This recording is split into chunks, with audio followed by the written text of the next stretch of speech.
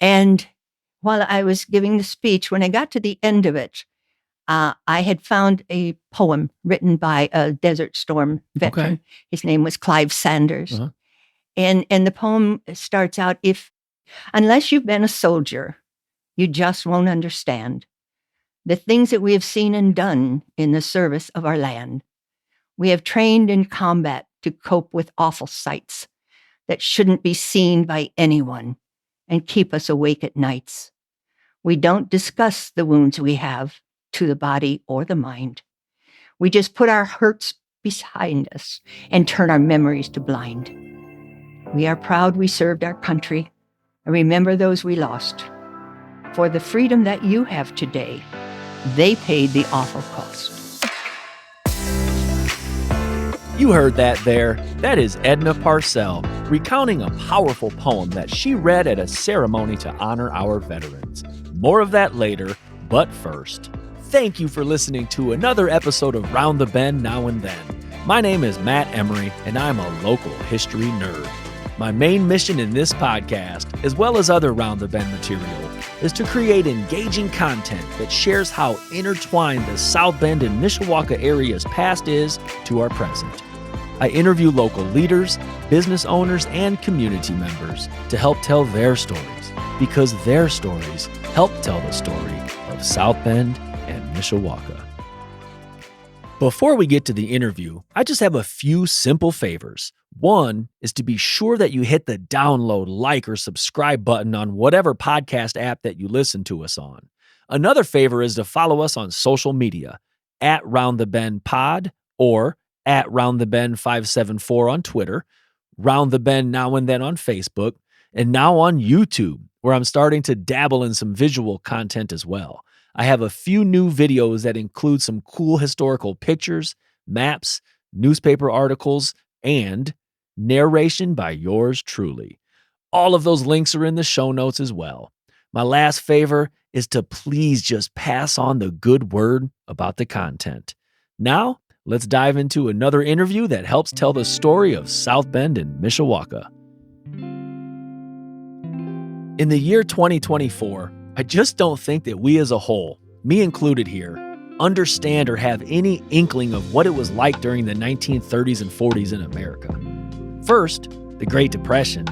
Then, as my grandfather used to call it, Big Two, World War II. My grandpa Gene Geyer was a veteran of World War II, and he would share some stories here and there, but never many of the gory details. As a father myself, I couldn't imagine how hard it must have been for his parents to see him head out to war as an 18-year-old kid. And not just a minor international skirmish. We're talking about saying goodbye to your boy and sending him off to the largest and most deadliest war in history. Now imagine that times 6. Imagine sending 6 of your sons off to World War II. Ethel and Howard Hardman had to do just that from their Corby St home in South Bend. 6 of them: Royal, Clyde, Robert, Marion, Joseph, and Donald Hardman. Often, when we hear numbers or statistics, they seem just black and white with no attachment to them, especially if the numbers are as staggering as the amount of Americans who served our country during World War II. Over 16 million. Well, behind every single one of those 16 million soldiers is a story. Every one of them had a story. Every one of them left something here in the United States, whether that be a wife, kids, job, or even a dog. And each of these 16 million soldiers, their stories didn't just stop with them. Their stories also include the families they left behind in the United States. And those that were fortunate enough to survive the war, their stories also include the impact that their service had on them and what burdens, invisible to us, their shoulders had to carry for the rest of their lives. In this episode, I meet with Edna Parcell, who over the years has helped tell the stories of Royal, Clyde, Robert, Marion, Joseph, and Donald Hardman, who all served in World War II. Because you see, these 6 gentlemen were very near and dear to Edna's heart. To anyone else in the world, these 6 gentlemen were just one of the 16 million who served. But to Edna, these 6 gentlemen were her big brothers. I'm so blessed that I had the opportunity to capture and record her memories of her brother's service during the war, but also the impact the war had on them for many years after. Again, each soldier and each of their families has a story. I hope that in this episode, I'm able to capture just a smidget of their stories and what it must have been like for the Hardmans and millions of other families as well. My wife Annie and I actually met with Edna in her local townhome, and I set up the recording equipment right there on her dining room table. Edna is sharp as a tack, witty, articulate, and absolutely beamed with pride in telling the story of her brothers. Edna, you should be proud for all of the work that you and your family have done to make sure that your brothers' spirits live on and their service in World War II has been honored and recognized. As soon as Annie and I packed the equipment up in the car, we looked at each other in almost a silent agreement. We knew that hearing Edna share her brother's stories was truly special. Now here is Edna Parcell and I talking about the story behind South Bend's band of brothers. Her brothers, the Hardman brothers. All right, well, hey, Edna, we'll just start. Can you just tell us a little bit about yourself? Well, I'm one of 13 children, born to Ethel and Howard Hardman. I have 7 brothers and 5 sisters, of which there are 3 of us still living. My 6 brothers all served in World War II, and we have been blessed to be able to trace what they did and learn more about them. And that came about when the Tribune published a newspaper article on November 11th, 2004, which was Veterans Day. They had interviewed my sister, Joanne Batdorf. And Ken Bradford had interviewed and posted the article in the Tribune. It was front page, and it was listed South Bend's Band of Brothers. And we were all so thrilled to see that. And it gave a little bit of a story about each of my brothers. And I being one of the younger children. I looked at that article as I was an adult. And in looking at the pictures of my brothers, I realized I didn't know much about what they did when they were gone. Some of them were already had left when I was too young to know that I even had that brother. So during the World War II time, the early 1940s, how old of a gal were you? 3 to 4. Okay, so you were just a little tight. I was just a little thing. I was born in 1937. Okay. So some of my brothers were still at home. We were in the Depression. Yes. And there is a picture among some of the information I have put together that was taken of just my brothers in 1936. My youngest brother, John, is less than a year old in that picture. And my brother, Clyde, is missing from the picture. When I look at the picture, it makes me very sad. Because here are these young people in the Depression. Their faces look older than their years. And I look at them and I think what they have been through and are going through and what's ahead for them. And it makes me very sad. Some of the things we had to do during the Depression and during the war on the home front are minimal compared to what they did. Absolutely. But as one of the youngest children, we had chores. All of us did. And I vividly remember food stamps, ration coupons, they called them. And one of my jobs was we would get this white-colored fat. And it came with a little envelope with powdered orange, powdery, whatever it was. And I would sprinkle it onto this blob of fat and mix it up to where it got to be the color of butter. Okay. And that was our butter. That was your butter. So it was like instant butter or something, or? Well, there were just so many things. And of course, everything was rationed during the Depression with the gasoline and shoes and food. Right. So many things. Right. Right. But the family made it through. And the Depression never really ended. Yeah. It just ran into the Second World War. Yes. Speaking of that, what are your earliest memories of the war in general? I know you were a little tyke when it was starting. Do you have any early memories of it? I can remember when one of my younger brothers left. Okay. Joseph. I did know him, and I have memories of him. And I remember knowing that whenever one of them would leave, everyone got sad. Yeah. You knew that. I felt it. Yes. I felt it.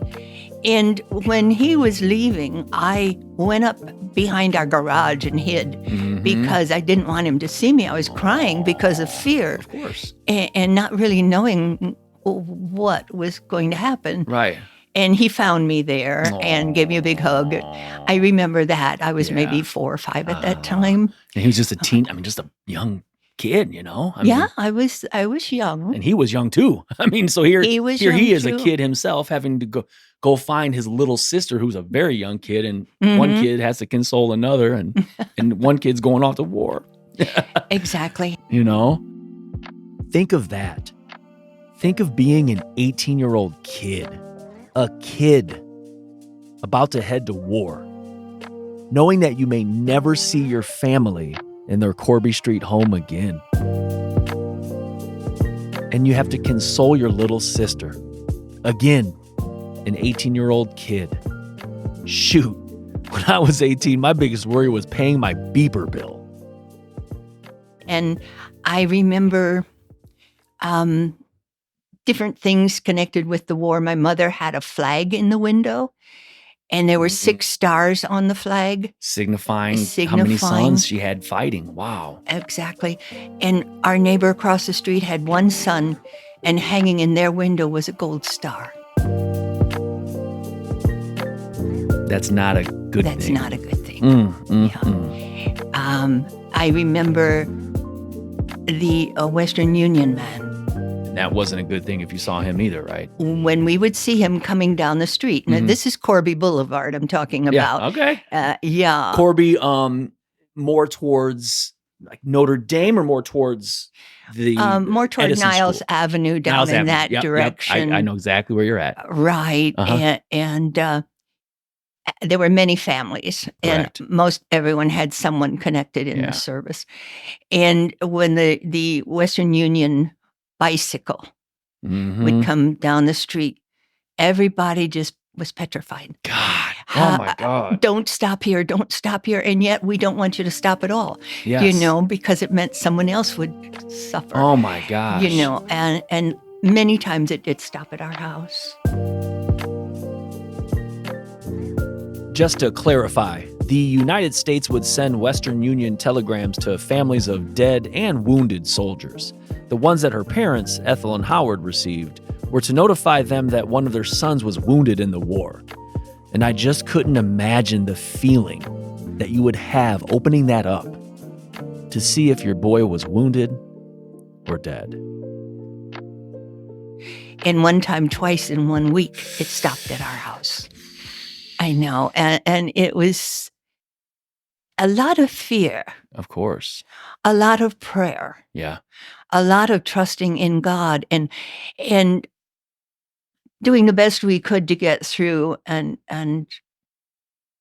not knowing really what was happening to them. But I think of my parents. Absolutely. And my mother and dad, whenever the Western Union man would stop at our house, mother would be so petrified that she could not open the telegram until Dad came home. You're darn right. I wouldn't be able to either. No. You know? And then she and Dad together would open it and see which one of their sons had been injured and where. And right. all of those things. Oh, my goodness. That is... I know.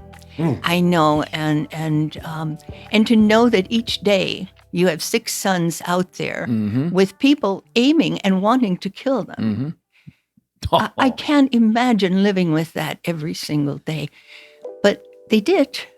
They did. And 6 brothers went to war and 6 brothers came home. You're younger, so you don't have a lot of memories of them leaving. And it doesn't all happen in a vacuum. It's not like one day, whoom, they're all gone. So did your mom ever talk about what it was like when the next son said, Mom, I'm going to go? And then the next son, Mom, I'm going to go. I mean, was there ever any talk of that at all? Or not really. No? Okay. The draft was the way they all went. And as soon as you got to be of age, correct, they needed you. Yeah. You were drafted. So it was pretty much a predetermined almost. You knew. Yeah. You knew, and you didn't question. You knew it had to be done. Right. And one of my brothers had just turned 18. Oh my God, when just his a baby. Draft notice came through. A baby. And off he went. Good Lord, a baby. Now, at that time, it's not like you can turn on the TV at any given time for news. It's not like you could get on your phone for news. It's not like you could get on a computer for news at all. So I just couldn't imagine, and we just talked about kind of how excruciating it was just seeing the Western Union guy. I mean, I just couldn't imagine just how excruciating it would be in general, just to wait to hear from my sons, I mean, do you recall if they wrote home, if they were able to at all, or if your mom had any inkling, or your parents had any inkling if they were doing okay? A lot of times they couldn't write about where they were or what they were doing.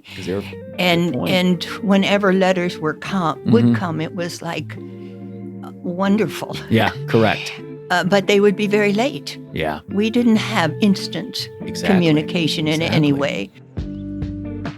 Again, think of that. Not 1, not 2, but 6 of your sons are gone from your family in different parts of the world. And like Edna said earlier, people are actively trying to harm and kill them the entire time. And you have no clue when you'll even hear from them next, or even if you'll hear from them at all. Even the news in the newspapers or on the radio. Yep.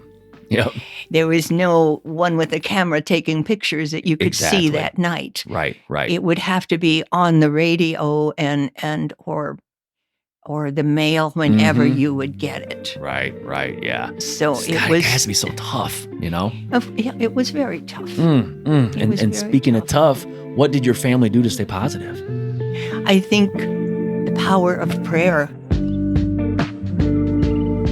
And just knowing that God was in charge is what kept us going. And just the busy lives that we had to have. Well, I saw my mother. Right. And the older ones going through just to keep things going. Because again, we were depression-like and you had to walk everywhere. And you didn't get many shoes because they were rationed. Yeah. But you had to walk to school. You had to walk everywhere you went. There was no cars or, there weren't 2-3 car families like now. No, exactly. No, we didn't have a car. Right. Because everything went for the war effort. So in the newspaper, there was a really neat article, and this was the 2004 newspaper article of a letter that your brother Joe wrote. About his experiences in World War II, and just reading that, and not even reading his actual penmanship, but reading just the reprint in the newspaper, man, it got me. It really did. It got me a little teary-eyed and just chills. And he wrote about, your boys, your the boys, the compadres, your friends in battle, and so he wrote that, and it was found years later, and nobody knew he had written that? Is that how that went down, or you don't recall at all? I don't recall how it was found. Okay. But so many of the boys, it was kept very close. Yeah. They did not share because they didn't. What would they share but horror? Right. So So they didn't talk much. And I've often thought when the men were discharged, when the war was over, at that time they got on boats to come back home. Mm-hmm. And the boats took a long time. Mm-hmm. And I think they spoke among themselves, the different soldiers, of what they had seen, what they had done. Maybe it helped relieve some of the horror. In today's world, they get on a jet. Yep, and you're home in a second. And you're home, and it's like going from one world to another, and you're kind of lost in this fog of what happened. Yeah. Was I really there? Was it? Yeah. God. You know, so, yeah. So. And one of the lines he put in there, like, what hurt the most is when you're in a foreign country and you start to get homesick, you know, and that line just got me, man. These are boys in a foreign country, you know, like you had mentioned, people are trying to kill them. And you could just get a sense of how homesick they were. And, you know, I think of me as a 45-year-old, how much more life experience I have. And then you think of me as an 18-year-old, it's just crazy. So. Yes. And what does home signify? Yeah. Home is peace. Home is comfort. Home is safety. Yeah. Home is food. Home is love. Yep, exactly. And compared to where they were. None of that. None of that. None of that. Goodness. None of that. The thing that hurt the most when you were in a foreign country and you started to get homesick. That's why you always tried to keep busy so you wouldn't think of the folks back home and all of the things that you would be doing if you were there. You tried to forget everyone by having all of the fun that you could. But of course, there was always something that made you think of home. You ate some rations and thought of all the good food your mother or wife would have on the table. It made you feel so bad and you started talking about it, and sometimes before it was over, you thought you had eaten a home-cooked meal. Just a few lines from that article, and I will try to share that as well with social media posts and everything. But the letter that he wrote is just very moving, and I highly recommend that you read it. Next, Edna shares a bit about each of her brothers and their varied experiences in the war. One of the brothers never did leave the States because of injury. And that was my eldest brother, Royal. Okay. He was in training in gliders. The purpose of the training was to use the gliders to go behind the lines at Normandy. Wow. And gliders would deliver many men to one site at one time, as opposed to like parachute jumpers, where they would land in a big area and separated from each other. Okay. With gliders, they would all be in the same airplane coming down. And there was a high casualty rate with gliders because they were very visible. Royal was in training in Georgia, and while in training, his glider crashed.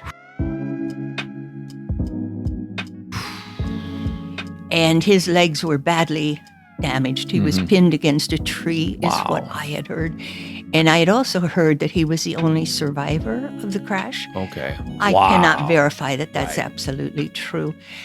But for the next several years, he was in hospitals. Wow. His legs, many operations and pins and whatever they used at that time to make the bones right again. Wow. And I often thought that perhaps that was a blessing in disguise, because so many that did make it over to Normandy in gliders never made it back. Right. And also another blessing was that Royal married his nurse.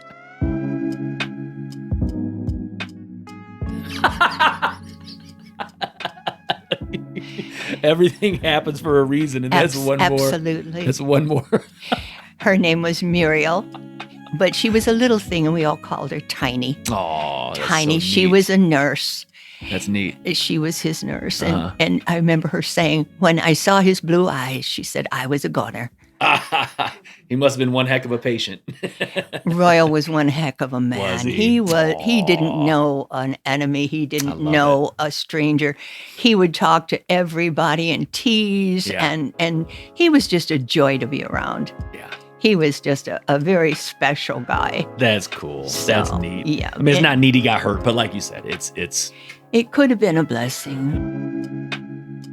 And then my next oldest brother is Clyde. okay.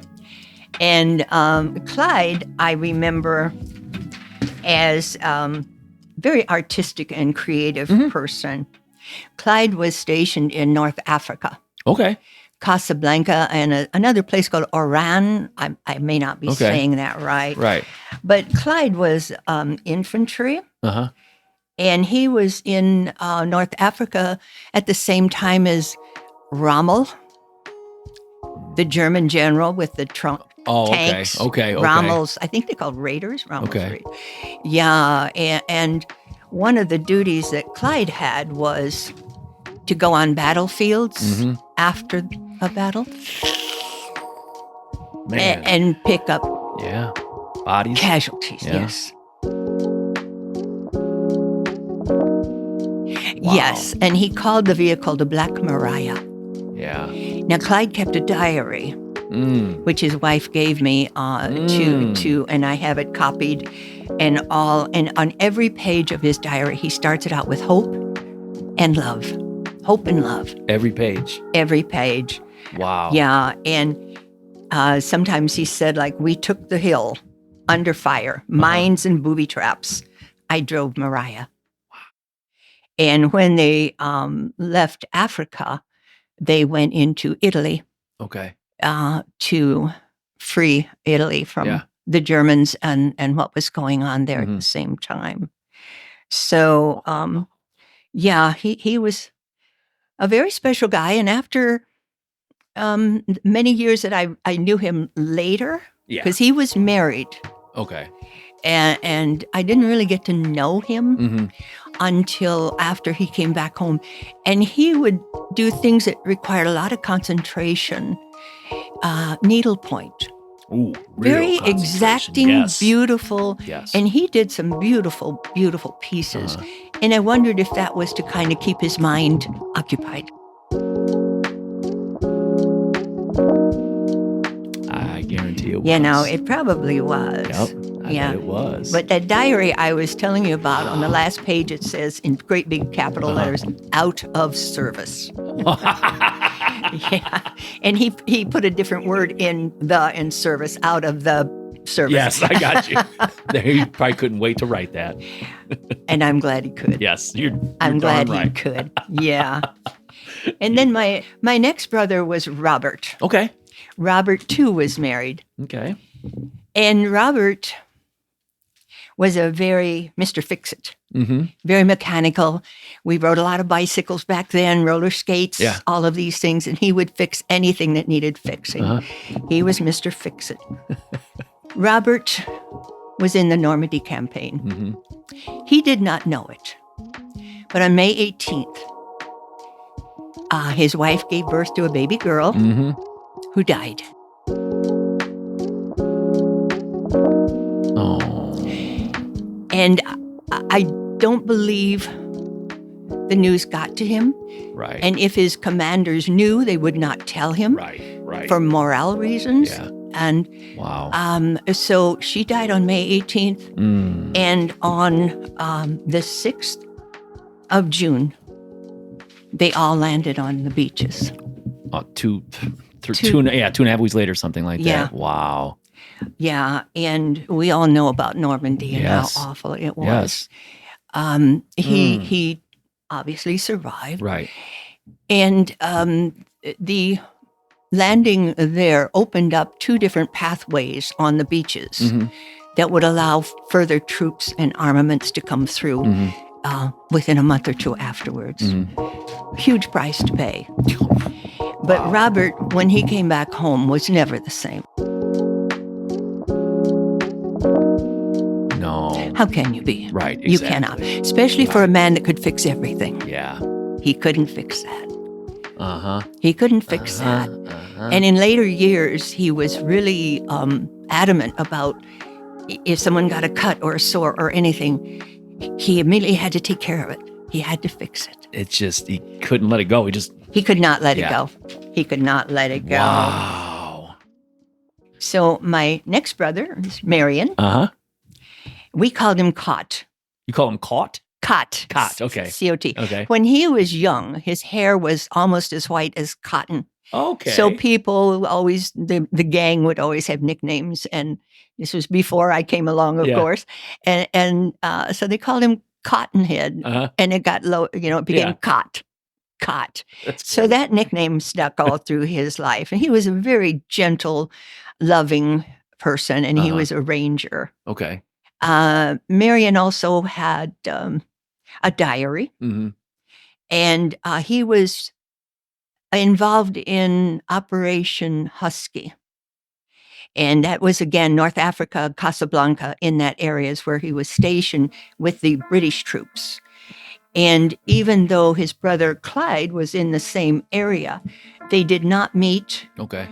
They were not in the same regiments. And so each was doing their separate things. While Clyde was dealing with Rommel, Marion, part of Operation Husky, was the invasion of Sicily. Okay. And if you ever are interested and read about it, it was a very amazing campaign. The Sicily was? Yeah. Operation Husky. Okay. So they left in boats across the Mediterranean in horrible weather. And they landed on Sicily. And for 38 days, the fight continued until they were able to work their way through Sicily. And then when they started to go into Italy, then I think the ones from the other part of, like Clyde's troop and everything, came into Italy also. And Marion would carry machine gun bullets. And at one point in his diary, he says that they were in a hiding place. I don't know if they had dug out something or what, but they had their machine gun. They were being shot at from every direction, plus overhead. That's wild. Airplanes, yes. And they could hear tanks coming up behind them. And he thought, this is it. Yeah. This is it. I'm goner. Yep. And turns out the tanks were American tanks. That the boats that were behind them were bringing in tanks and heavy equipment. And they were fine. But then when Marion went into Italy, they were fighting again, and he was walking, and he stepped over this thing that he saw, and the two guys that he was with, one had the machine gun and whatever, they kind of stepped on it, and it was a mine, and it killed both of them. And Marion, for the rest of his life, had shrapnel in his legs. And as long as I knew him, pieces would work their way out. Yeah. If you've ever had a splinter, it's like those little things hurt. Yeah. And imagine that times. I thought, how could you live with all that? But it was such that to take it all out, they couldn't do it. Probably not. Yeah. Yeah. So he had that to contend with, and he received the Bronze Star. Okay. For meritorious and heroic service. And I'll have to tell you the story about the medals, too, which I find very interesting. So, Marion was a very special. He raised a family when he got back home. And lovely families. Yes. That's great. My brother Joseph, you've already mentioned Joseph. Joseph was a poet. Okay. He was a poet, and he was also mechanical. And he fought in France and Germany. Okay. And the ways that the landing at Normandy, the two areas that they opened up so that forces could come through, tanks and other men could come through, opened the way for Joe, his brother, to come through. Because Joe and within a month after the initial invasion of Normandy, the various troops came through that area. Those that survived the initial landing had moved forward through France, were working their way through France. And Joe came with his group, and they came into France and then worked their way into Germany. And Joe was with the 796 Battalion, which joined up with General Patton. And if you know the story of Patton, you know that they were instrumental in finding the concentration camps.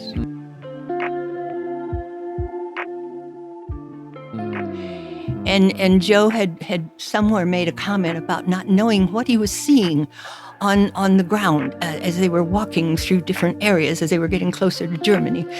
And they found the crematoriums. And he's a poetic person. Yeah. He's a very gentle. And I just recently saw something about Patton and the concentration camps. And they were so awful that some of the troops were so furious at the Germans and others that were guarding that they took their anger out. Our troops took their anger out on these awful people that were starving and maiming and doing whatever, burning other human beings. And Patton said, no one is going to be held responsible for their actions, because he understood what makes you feel that way, what makes you do these things. So that was, so he was part of Patton's Third Army. But that leaves me still with one more brother. All right. That was Donald. Donald was the one who was 18 and got his draft notice immediately. Oh, God. He also won a Bronze Star. Donald did. And Donald was sent to the South Pacific. He was in the liberation of the Philippines. And after that went into Japan. And he was wounded on Mindanao. One of the islands, is that what the island of Mindanao. It was deeply entrenched with the Japanese. They had dug caves and holes, and I think you've probably seen pictures of some of the things that happened on that island.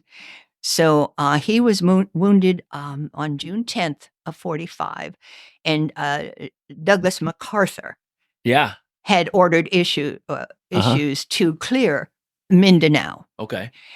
So that's what they were doing. It was called Operation Victor V. And it was a very costly battle and casualties and all of that. But Mom and Dad had a telegram come, and I have copies of the telegram, the Western Union, saying, "The Secretary of War desires me to express his deep regret that your son, Private Donald K. Hardman, was slightly wounded on Mindanao, June 10th. Still, and that's so got forth. to be so scary to open that. Well, I mentioned earlier that my parents received two Western Union telegrams within 1 week. One was when Royal's glider crashed, and the other was when Marion stepped over the mine. Good gosh, man, that is wild. And he was the youngest brother to go to war, correct? He was the youngest. And I read in the paper, and I think this was a 2004 article, that the first brother who did pass away was Donald. It was. And was in 1968. Yes, he was 42. Wow. It's young. Just the experiences that her 6 brothers went through alone is absolutely mind-boggling.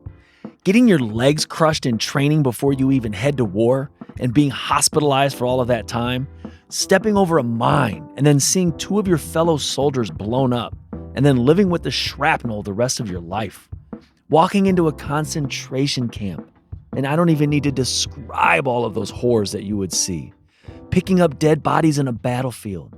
Your baby daughter dies at home and you don't even know it because you are on the beaches at Normandy taking part in a battle that saw 73,000 Allied forces alone killed, or getting wounded in the Pacific Islands. This is all just what 6 soldiers went through.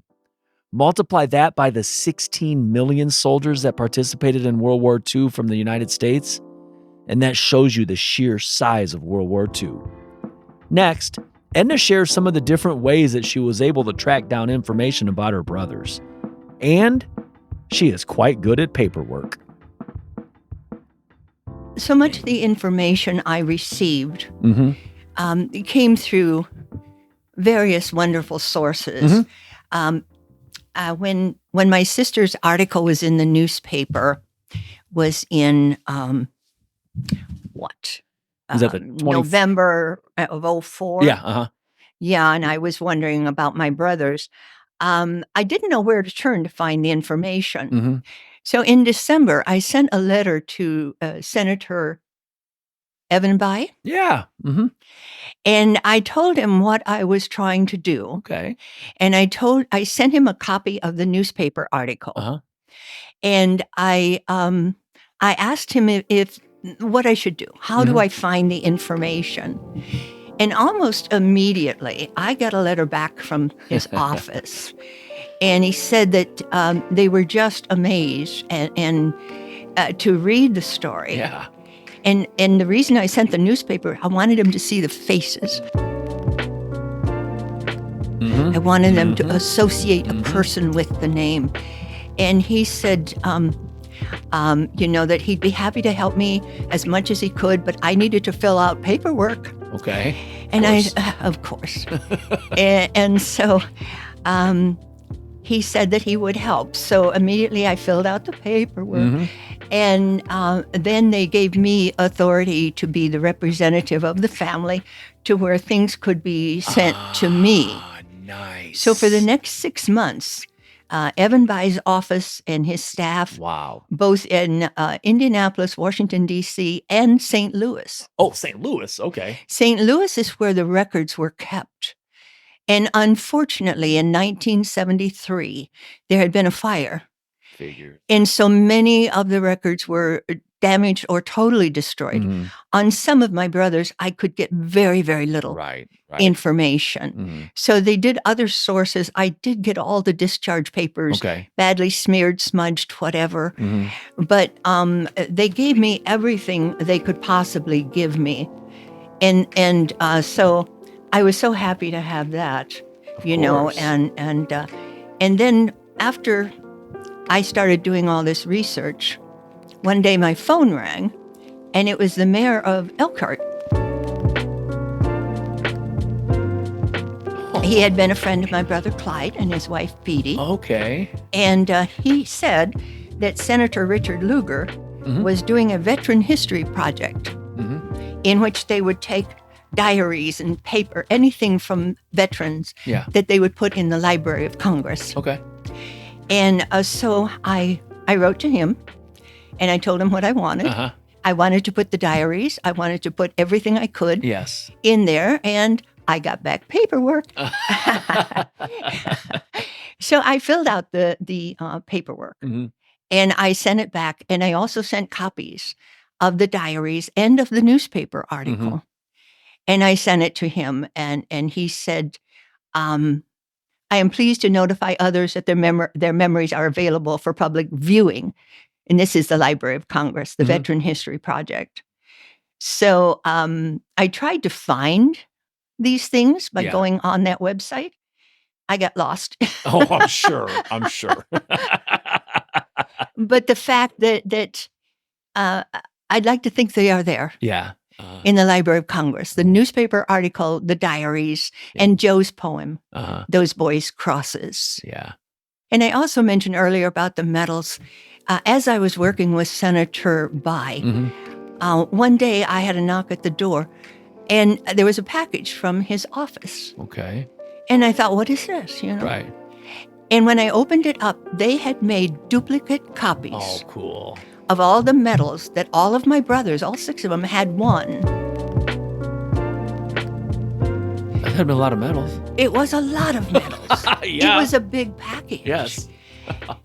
And their names were engraved on the sides. Oh, And I was just amazed. floored. Yeah. I was floored. I did not expect that. I was so pleased. That is so cool. I was just so pleased. And so I copied all of them. I have paper copies of the medals, but all of the actual medals I gave to the families. Of course, yes. Yeah, so that they could have those. But I thought, how wonderful is all of that? And, that is. And when I finally finished what I thought was going to be my tribute to my brothers, doing all of what we've talked about and everything, I thought, wow, this is wonderful. How could there be anything more that we could do to honor my brothers? Well, turns out there was. The bench? The bench. Yeah, and it started with one of Danny's. It was and Marion. his granddaughter. Was Marion's that it? granddaughter. Marcy had been like with her own daughter was going to like Head Start at Lafayette School, and they're hanging out around the military park, right? Absolutely. And so that is what sparked that, right? So talk to me about that. How did it all? She saw the tributes to all the veterans that were there. And she determined that when she had enough money, she would put a tribute there for her grandpa and her great uncles. Yeah. And she called me one day and said, "I'm going to do this." And she said, "I need to know their names from oldest to youngest." Okay. So I was happy to give it to her, and then we started a whole big celebration. Yeah. About this. And on May 27th of 2017, we had a special ceremony out at the Military Honor Park in which we had the revealing of the bench. So neat. So many people contributed to that. It was just amazing. Beautiful. And there was a huge crowd there. And it was a beautiful day with partly sunny skies. And we had a minister there that started with a prayer. And then my nephew, Dan Hardman, gave a speech. He was a Vietnam veteran. Okay. And then my son, Matthew, talked and introduced all of the boys. Too? He was 11 years in the Air Force. Absolutely. And then we had a 21-gun salute. And we had the playing of taps. Got goosebumps. That is so neat. We had the playing of taps. And then the surviving family, which was Joanne was living at that time. Joanne, my sister Helen, my brother John, and myself, and Marcy. We unveiled the bench. Yeah. And it was just amazing. And again, there was a newspaper article, this time by Joe Ditz. I thought, how wonderful is this? So I thought, this is a wonderful tribute that we have done. And I thought, what more could we possibly do? And then I got a phone call. And this time it was my son saying, Mom, I had told the people here in Peoria about the bench. They want to do an honor flight to honor my uncles. Really? And so on September 18th of 2018, there was an honor flight in Peoria, Illinois. 72 veterans were on the flight. Moly. And they asked me to be there and to give a little speech, 10 minutes or so. Yeah. And so I did. And as I was giving the speech, they had a projector. Okay. And they would put on the screen the picture of my brother that I would be talking about. Again, a face to a name. Yes. And there were veterans from every war, including the Second World War, and their wheelchairs and all. There were Vietnam, there was Korea, there was Afghanistan, there was all of them. And there was one from Vietnam, especially, who was there with his service dog. And I had met him before we had the dinner and everything. And he has had problems. And while I was giving the speech, when I got to the end of it, I had found a poem written by a Desert Storm veteran. Okay. His name was Clyde Sanders. And the poem starts out, unless you've been a soldier, You just won't understand the things that we have seen and done in the service of our land. We have trained in combat to cope with awful sights that shouldn't be seen by anyone and keep us awake at nights.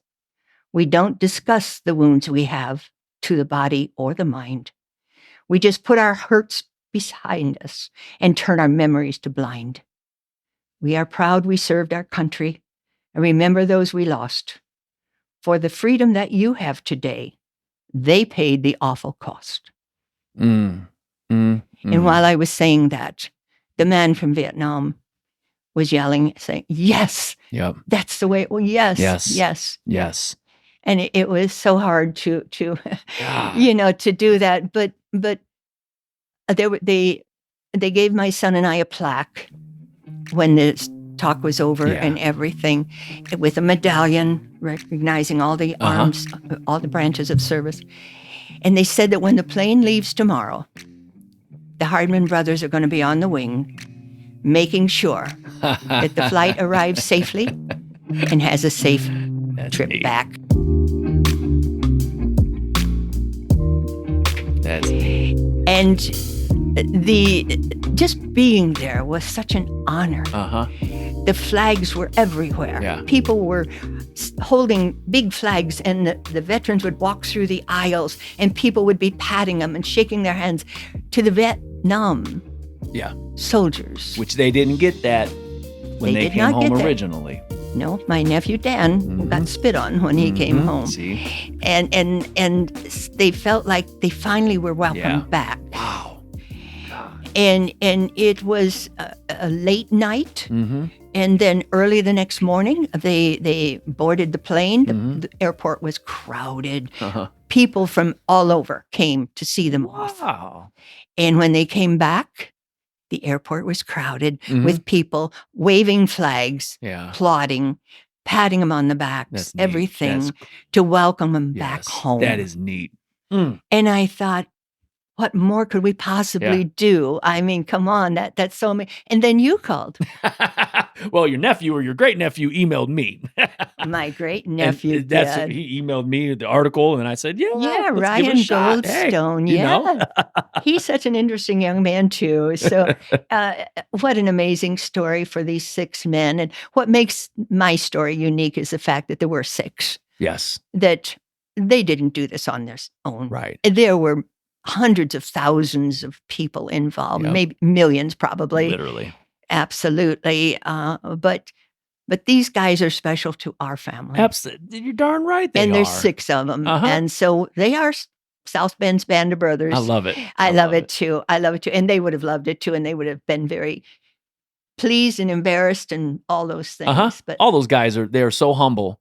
They're so just inner strength, that all the gentlemen in the World War II generation that I've been a part of, and even my grandfather too, just so stoic and humble and not braggadocious, not, like they almost, like you say, get embarrassed if you're giving them praise, but they deserve our praise. They do, but to them, the ones that deserve all that are the ones that didn't make it back. You're exactly right. And yes. I could tell you more stories about what I learned personally for each of the brothers along the way, but it's enough. So bless their hearts, they all came back. Yep. Damaged physically, damaged emotionally. The ones that were in Germany and France and Normandy, they had more problems. How can you see? How can you see that? Yeah. How can you? No. We have no clue. We have no clue. Nope. We do not. But they all became contributing members of society, raised families. Yeah. And the story goes on. We wrap it up next with the quote that Edna shares that I think everybody needs to listen to. There's a little saying here that I love from the Fellowship of the Rings. Okay. And I just, it applies to everybody, I think, and I really like it. And I think it is Samwise from the Fellowship of the Rings. He says, "I wish this had never come to me." And Gandalf responds and says, So do all who live to see such times. Mm-hmm. But that is not for us to decide. All we have to decide is what to do with the time that is given to us. Wow. Yeah. I find that so, I don't know. That's living your life and making the yes, best of the time absolutely. that you have, and not, I mean, yes, they could have been deep in remorse and all these, but they made the best of the time that was given to them. Yes. Yes. That quote's powerful too. I love that. I love is. that quote. It hangs up on my bulletin board.